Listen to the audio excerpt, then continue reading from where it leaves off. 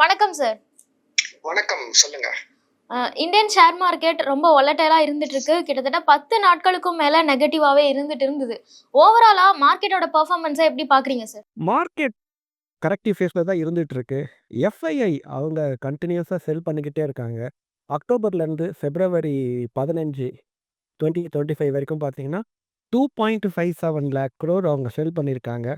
நெறைய காரணங்கள் இருக்கு. இந்த மார்க்கெட் கரெக்டிவ் ஃபேஸ்ல இருக்கிறதுக்கு. ரூபி ஒரு வீக்கனிங் ஒரு காரணம். கார்ப்பரேட் எர்னிங்ஸ் செப்டம்பர் 2024, டிசம்பர் 2024 அன்இம்ப்ரெசிவா இருக்கு. அதுவும் ஒரு காரணம். ட்ரம்ப் நெறைய டாரிஃப்ஸ்ல இன்க்ரீஸ் பண்ணிட்டு போறாரு. அதுவும் ஒரு காரணம். அது எல்லாத்துக்கும் முக்கிய காரணம் எஃப்ஐஐ செல்லிங். அவங்க நெட் பையத்தா டர்ன் பண்ணும்போது, கண்டிப்பா என்ன ஆகும்? இந்த ட்ரெண்ட் ரிவர்ஸ் ஆகும். எஃப்ஐஐ செல்லிங் வந்து முக்கியமான ரீசன் அப்படின்னு சொல்றீங்க. ஸோ அதுக்கு என்ன காரணம் சார்? இந்தியன் எக்கானமி டாக்ஸ் நம்ம பட்ஜெட்லயும் சரி நெறைய விஷயங்கள்லாம் கொண்டு வந்தாங்க. ஆனாலும் அந்த செல்லிங் தொடர்ந்து நடந்துட்டே இருக்குதே சார்.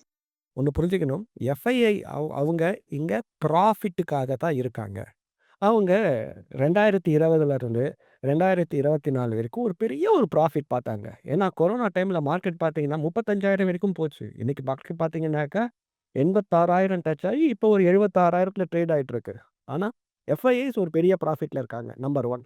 நம்பர் 2, எஃப்ஐஐஸ் பிரிடாமினன்ட்டா இன்வெஸ்ட் பண்ணக்கூடிய கேட்டகரி பார்த்தீங்கன்னா, லார்ஜ் கேப் கேட்டகரி. இந்த லார்ஜ் கேப்ல இன்வெஸ்ட் பண்ணும்போது, ஆவரேஜா ஒரு வருஷத்துக்கு பார்த்தீங்கன்னா, 12% மார்க்கெட் குடுக்கக்கூடிய ரிட்டர்ன்ஸ் இது. சரி, 12% ரிட்டர்ன்ஸ் வருது. ஆனா, அவங்களுக்கு இது போதுமா? இந்த ரிட்டர்ன்ஸ் 12% போதுமான்னு பார்த்தாக்கா, இன்னும் கொஞ்சம் வந்து கால்குலேஷன்ஸ் பாருங்க. 12% ரிட்டர்ன்ஸ் வருது. லாங் டெர்ம் கேபிட்டல் கெயின்ஸ் பார்த்தீங்கன்னா, 12.5%. அதுவும் அவங்க டாக்ஸ் கட்ட வேண்டியிருக்கு. சரி, இந்த டாக்ஸ கட்டிட்டாக்கா, அவங்களுக்கு ஒரு பெரிய ஒரு ப்ராஃபிட் இருக்கான்னு பார்த்தீங்கன்னாக்கா, அவங்க இந்திய பங்கு சந்தையில இன்வெஸ்ட் பண்ணும்போது ரூபி டினாமினேஷன்ல இன்வெஸ்ட் பண்றாங்க. அவங்க கிட்ட யுஎஸ் டாலரா இருக்கு. அத ரூபியா கன்வெர்ட் பண்ணி இன்வெஸ்ட் பண்றாங்க. அதே மாரி ப்ராஃபிட்டா வெளிய எடுக்கும்போது, அவங்க ஃபர்ஸ்ட் அது ரூபியா தான் எடுக்குறாங்க. அதுக்கப்புறம் அத அவங்க டாலரா கன்வெர்ட் பண்றாங்க. டாலரா கன்வெர்ட் பண்ணும்போது பார்த்தீங்கன்னா, அவங்களுக்கு 3% டிப்ரிசியேஷன் நடக்குது. ஏன்னா, ரூபி என்ன ஆகுது? கன்டினியூஸா வீக்கன் ஆகுது. சரி. அந்த 12% ரிட்டர்ன்னு பார்த்தோம். அதுல 12.5% டாக்ஸு, ஒரு 3-4% டிப்ரிசியேஷன். அதையும் நீங்க ஆட் பண்ணிட்டீங்கன்னா, எஃப்ஐஐயோட நெட் ப்ராஃபிட் பார்த்தீங்கன்னா 7%. இன்னைக்கு யுஎஸ்ல இருக்கக்கூடிய பாண்டோட ஈல்டே 4.5%. ரிஸ்கே இல்லாம யுஎஸ்ல அவங்க 4.5% எடுத்துட்டு போறதுக்கு ஒரு சான்ஸ் இருக்கு. அவங்க ஈக்விட்டி ரிஸ்க்கு, கண்ட்ரி ரிஸ்க்கு இதையெல்லாம் தாண்டி ஒரு கண்ட்ரியில இன்வெஸ்ட் பண்ணி ஒரு 7% எடுத்துட்டு போறது ரிஸ்க் ரிவார்ட் மேட்ரிக்ஸ்க்கு ஒரு பெரிய ஒரு அட்ராக்டிவ்னஸ் இல்ல. ஸோ, அவங்களுக்கு அந்த ஒரு 7% ரிட்டர்ன்ஸ் ரொம்ப கம்மியா இருக்கு. எப்போ திரும்ப அவங்க நெட் பையர்ஸா வருவாங்கன்னாக்கா, நம்பர் 1 அங்க யுஎஸ்ல இருக்கிற பாண்ட் ஈல்டு கொஞ்சம் சாஃப்டன் ஆகணும். 4.5லேருந்து கொஞ்சம் கம்மியாகணும். நம்பர் 2, ரூபியோட டிப்ரிசியேஷன் கொஞ்சம் செட்டில் ஆகணும். அது என்ன வேணா ஆகிட்டு போட்டும். 87, 88, 89 கூட ஆகட்டும். ஆனா, அதுக்கும் கீழ டிப்ரிஷியேட் ஆகாம இருந்துச்சு. அவங்க வாங்குறதுக்கும், அவங்க விக்கிறதுக்கும் 3% இல்ல. ஒரு 2% அது மாரி டிப்ரிஷியேஷன் இருந்துச்சுன்னா, அதுவுமே அவங்களுக்கு ஒரு பெரிய ஒரு ப்ராஃபிட்டபிள் ஃபேக்டரா இருக்கும். ஸோ, இந்த 2 ஃபேக்டருக்காக வெயிட் பண்ணிட்டு இருக்காங்க. ஒரு 3-4 மந்த்ல work to work case September 2024 September 2025க்குள்ள இது வந்து சரியாயிடும். இந்த ரூபி டிப்ரிசியேட் ஆகாம இருக்கணும் அப்படிங்கிறதுக்காக தான் ரெப்போ ரேட் எல்லாமே வந்து கட் பண்ணாங்க. ஃபியூச்சர்லயும் இன்னும் கட் பண்ண சான்ஸ் இருக்கு அப்படின்னு சொல்றாங்க. இந்த ஒரு ஃபேக்டர் மட்டும் போதுமா? இல்ல வேற என்னெல்லாம் ஸ்டெப்ஸ் எடுப்பாங்க சார்? ரூபி டிப்ரிஷியேஷன் இங்க வந்து அது ஒரு ஃப்ரீ மார்க்கெட். மார்க்கெட் டிட்டர்மைன் பண்ற பிரைஸ் தான். நம்ம ஆர்பிஐ இன்டர்வீன் பண்றது இல்ல. அண்ட் இது என்ன ஆகும்னா 100% ஸ்டெபிலைஸ் ஆகும், ஸ்டாண்டர்டைஸ் ஆகும். யுஎஸ் டாலருமே வந்து ரொம்ப ஸ்ட்ராங்கா போயிட்டே இருந்துச்சுன்னா, அதுவுமே வந்து யுஎஸ் எக்கானமிக்கு it is not very good. And economist and US president they both know about this. இது ஒரு short term phenomena, entirely short term phenomena. இப்போ யுஎஸ் பிரசிடென்ட் மிஸ்டர் ட்ரம்ப் என்ன பண்ணியிருக்காரு? அவர் வந்து இன்னும் ஒரு 30 நாளுக்குள்ள சரியா முடியல. அதனால அவரு செய்யக்கூடிய அந்த ஒரு ஃபாரின் பாலிசிஸ், அவர் எடுக்கக்கூடிய அந்த வந்து ஒரு மெஷர்ஸ், டாரிஃப்ஸ் இது எல்லாம் என்ன பண்ணுதுன்னா, அந்த ஒரு ருப்பிய வந்து வீக்கன் பண்ணிடுது. And it will stabilise, it will standardise in the month of March. இன்னொரு பக்கம் பார்க்கும்போது இந்த மார்க்கெட் கரெக்ஷன்ல ஸ்மால் அண்ட் மிட் கேப்ல இன்வெஸ்ட் பண்ணலாமா வேண்டாமா அப்படிங்கிறது ஒரு பெரிய கான்ட்ரோவர்சியா இருக்குன்னு சொல்லலாம். ஸோ ஸ்மால் அண்ட் மிட் கேப்பை இப்போ ஒரு இன்வெஸ்டர் எப்படி ஹேண்டில் பண்ணணும் சார்? ஒண்ணு புரிஞ்சுக்குங்க. 2024ல ஸ்மால் கேப்ல மட்டும் இன்வெஸ்டர்ஸ் வந்து 90 லேக் க்ரோருக்கு வாங்கியிருக்காங்க. மிட் கேப்பில் 1.07 லேக் crore வாங்கியிருக்காங்க. செக்டாரல் ஃபண்டில் மட்டும் 2.02 லேக் crore வாங்கியிருக்காங்க. எதில் ரொம்ப கம்மியாக வாங்கியிருக்காங்கனாக்கா லார்ஜ் கேப் செக்மெண்ட்டில் தான் ரொம்ப கம்மியாக இன்வெஸ்டர் வாங்கியிருக்காங்க, 70 லேக் crore.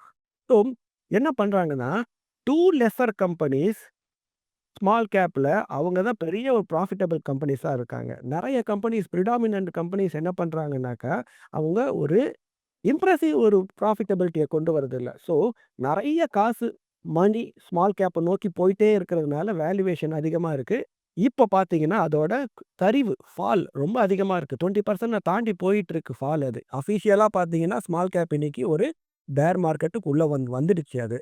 ஸோ இதுக்கு காரணம் என்னன்னா நிறைய சிறு முதலீட்டாளர்கள் அவங்க பணத்தை கண்ணு முன்னு தெரியாமல் ஸ்மால் மிட் செக்டாரில் போடுறதுக்கு மட்டும்தான்.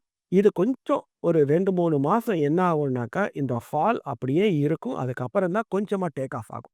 இப்போ இது ஒரு பேர் மார்க்கெட்ல இருக்கு ஸ்மால் அண்ட் மிட் கேப் அப்படிங்கிறத பார்த்தோம். ஸோ ஒரு இன்வெஸ்டர் இதை ஆப்பர்ச்சுனிட்டியா கன்சிடர் பண்ணலாமா? எந்த அளவுக்கு இது ஒரு ஆப்பர்ச்சுனிட்டியா பார்க்கலாம் சார்?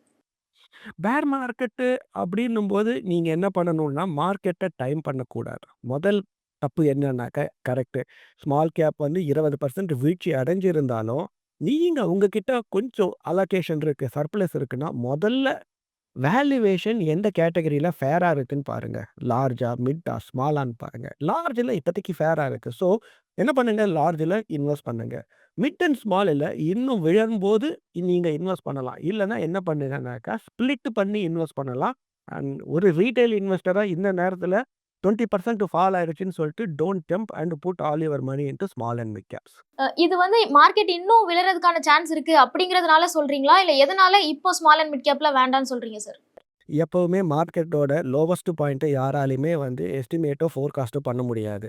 ஸோ இதுதான் லோவஸ்ட் பாயிண்ட்டு, இதுக்கு மேலே மார்க்கெட்டு கீழே போகாதுன்னு சொல்ல முடியாது. ஸோ உங்ககிட்ட ஏதாவது சர்ப்ளஸ் இருந்ததுன்னா டிவைட் பண்ணுங்கள், ஈக்குவலாக டிவைட் பண்ணுங்கள். ஒரு இந்த ஒரு ஃபால் வந்து it is not a V fall, V ரிகவரின்னு சொல்லுவாங்க ஆங்கிலத்தில்.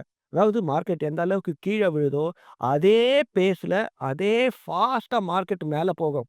அது பேர் தான் வி ரிகவரி. கோவிட் டைம்லலாம் வி ரிகவரி வந்துச்சு. ரஷ்யா யுக்ரைன் வார்லேயும் வி ரிகவரி வந்துச்சு. ஆனால் இது யூ ரிகவரி. யூ ரிகவரியில் மார்க்கெட்டு கொஞ்சம் அந்த ஒரு எக்ஸ்டெண்டட் ஃபேஸு, அந்த ஒரு வாலட்டைல் ஃபேஸு கண்டிப்பாக இருக்கும். ஸோ என்ன பண்ணுங்கள், உங்களோட முதலீட்டையும் ஸ்ப்ளிட் பண்ணி இன்வெஸ்ட் பண்ணுங்கள்.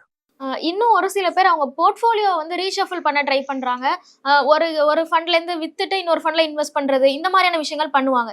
இப்படி ரீஷஃபிள் பண்றது கரெக்டா சார்? ஒரு பேர் மார்க்கெட்டில், ஒரு கரெக்டிவ் மார்க்கெட்டில் உங்களோட தவறான ஏதாவது ஒரு ஸ்டாக்ஸோ இல்லை கேட்டகரிஸோ ஃபண்ட்ஸோ வாங்கி வச்சுருந்தீங்கன்னாக்கா இன்னைக்கு அந்த ஸ்டாக்லேருந்து எக்ஸிட் பண்ணிவிட்டு, அந்த கேட்டகரியிலேருந்து எக்ஸிட் பண்ணிவிட்டு உங்களோட அசெட் அலோகேஷன் படி இன்வெஸ்ட் பண்ணுறது ரொம்ப நல்ல விஷயம். ரீபேலன்ஸ் பண்ணுறது ரொம்ப நல்ல விஷயம். எதனாலனாக்கா உங்களுக்கு டேக்ஸ் இம்ப்ளிகேஷன் ரொம்ப ரொம்ப கம்மியாக இருக்கும் இந்த மாதிரி டைமில் நீங்கள் ரீபேலன்ஸ் பண்ணும்போது. அப்போ ஒரு ரீட்டைல் இன்வெஸ்டரா இருக்கிறாங்க அப்படின்னா முக்கியமா இந்த மார்க்கெட் கரெக்ஷன் டைம்ல என்ன விஷயங்கள் எல்லாம் கவனிக்கணும் சார்? உங்களோட போர்ட்ஃபோலியோவில் மிட் அண்ட் ஸ்மால் கேப்பு 40%க்கு மேலே இருந்துச்சுன்னா கண்டிப்பாக நீங்கள் என்ன பண்ணுங்கள், உங்கள் போர்ட்ஃபோலியோவை இன்னொரு வாட்டி ரிவ்யூ பண்ணுங்கள். மிட் அண்ட் ஸ்மால் கேப்ஸு ரெண்டுமே சேர்த்து ஒரு போர்ட்ஃபோலியோவில் 40% வரைக்கும் வச்சுக்கலாம். அதுக்கு மேலே இருந்துச்சுனாக்கா கண்டிப்பாக ரிவ்யூ பண்ணுங்கள். உங்களோட போர்ட்ஃபோலியோ ஹை ரிஸ்க் போர்ட்ஃபோலியோவாக இருக்கிறதுக்கு ஒரு வாய்ப்பு இருக்குது. மேலும் ஈடி தமிழ் சேனல்ல வரப்போகும் பிசினஸ் மற்றும் அது ரிலேட்டடான வீடியோவை பார்க்க உடனே கீழே இருக்க சப்ஸ்கிரைப் பட்டனை கிளிக் பண்ணுங்க.